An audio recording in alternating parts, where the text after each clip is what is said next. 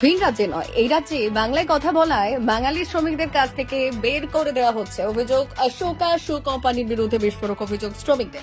বলছে বাঙালি ছেলে চলবে না, আর সবাই বাঙালি ছেলে কাজ করছে এখানে, বাঙালি ছেলে বলতে চলবে না, ঠিক আছে। আর ও ইউপি থেকে এসে ওর নিজের মর্জি মতো চালাবে কামটা, ঠিক আছে, ও নিজের মর্জি মতো চালাবে। এখানে বলছে বাঙালি ছেলে হঠাৎ বিহারি ছেলে নিয়ে আসো। সবাইকে একেবারে বার করছে না, আজকে একে ঘাট ধাক্কান দিচ্ছে, কালকে ওকে মোবাইল ছুঁড়ে ফেলে দিচ্ছে, ব্যবহার তো খুবই খারাপ করছে।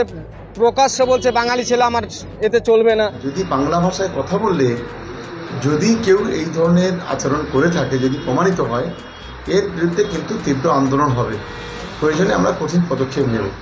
দক্ষিণ চব্বিশ পরগনার ভাঙড়ে চাঞ্চল্যকর ঘটনা। অভিযোগ বাংলায় কথা বলার অপরাধে প্রায় একাধিক বাঙালি শ্রমিককে কাজ থেকে বের করে দিলেন অশোকা শু কোম্পানির ম্যানেজার। ঘটনাটি ঘটেছে ভাঙড় থানার অন্তর্গত নলমুড়ির সংলগ্ন এলাকায়। জানা গেছে ওই কারখানায় স্থানীয় বহু বাঙালি শ্রমিক কাজ করতেন, কিন্তু অভিযোগ ম্যানেজার অজয় শ্রীবাস্ত্রী শ্রমিকদের বাংলা ভাষায় কথা বলার কারণে কাজে বাধা দেন এবং স্পষ্ট জানান এখানে বিহারি শ্রমিকদের নেওয়া হবে, বাঙালি শ্রমিকদের রাখা চলবে না। এরপর একাধিক শ্রমিককে কারখানা থেকে বের করে দেওয়া হয় এবং বাঙালি শ্রমিকদের ওপর হেনস্থা ও খারাপ ব্যবহার করা হয় বলে অভিযোগ। হঠাৎ এই সিদ্ধান্তে ক্ষোভে ফেটে পড়লেন শ্রমিকরা।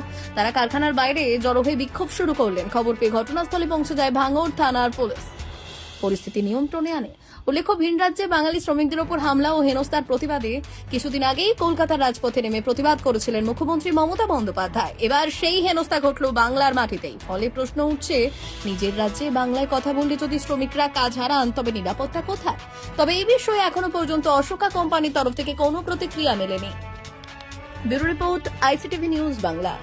বলছে বাঙালি ছেলে চলবে না, আর সবাই বাঙালি ছেলে কাজ করছে এখানে, বাঙালি ছেলে বলতে চলবে না, ঠিক আছে। আর ও ইউপি থেকে এসে ওর নিজের মর্জি মতো চালাবে কামটা, ঠিক আছে, ও নিজের মর্জি মতো চালাবে।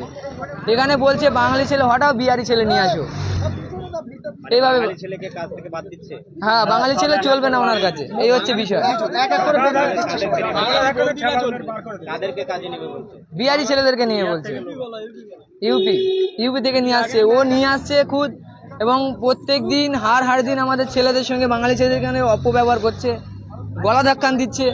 তারপরে মোবাইলে এমার্জেন্সি কল আসছে, সেই ফোনটা নিয়েও ফেলে দিচ্ছে। এ কেমন ব্যবহার? এটা হচ্ছে আমাদের অশোকা কোম্পানির জিএম, নতুন এসছে, বাঙালি তো। এটা ওই ইউপি থেকে এসছে, ও নিজের মর্জি মতো চালাবে। ও নিজের মর্জি মতো চালাতে চাইছে। এখন চাইছি আমরা ওদেরকে হটাতে হবে, ওদেরকে। পুরো বাঙালি ছেলে তো কাজ করতে এখানে এদের তো বাড়ি, এরা তো এখানেই কাজ করবে না, বাইরে চলে যাবে। তুমি বলো, এটা হচ্ছে অশোকা, অজয় শ্রীবাস্তব। আমার নাম রাজিবুল মোল্লা। সমস্যা বলতে আমাদের সবই লোকালের ছেলে, তো লোকালের ছেলে আজ দীর্ঘ 2-2.5 মাস এখানে কাজ করছে। কাজ করতে করতে হঠাৎ ওই যে জিএমটা এলো এখানে, কি অজয় শ্রীবাস্তব আসার পর উনি ব্যক্তিগতভাবে ওনার বাইরের থেকে ছেলেদের আনছে, সে এনে কাজ করাচ্ছে। কিন্তু আমাদের বাঙালি যারা এখানে কাজ করছিল এদেরকে একে একে এদেরকে তাড়িয়ে দেওয়ার চিন্তাভাবনা, খালি চিন্তাভাবনা না, কাউর ফোন নিয়ে কেড়ে ফেলে দেওয়া, কাউকে গলা ধাক্কান দেওয়া, এই নিয়ে অনেকবার আমার পাড়ারই ছেলেরা সব আমাকে বলেছিল, আমি সেই পাইনি। আজকে ফের ডাকলো, এরা এলাম, আসার পরে শুনছি এরা প্রকাশ্য বলছে যে বাঙালি এই কারখানায় চলবে না, আমরা বাইরের থেকে কাজ করাবো। কিন্তু বাংলার ভিতরে, আমাদের ভাঙড়ের ভিতরে যদি ইউপি থেকে উত্তরপ্রদেশ থেকে জিএম এসে বলে যে বাঙালি ছেলে চলবে না, সেটা আমরা মেনে নিতে পারি? যে দেখুন, দুটো বিষয়।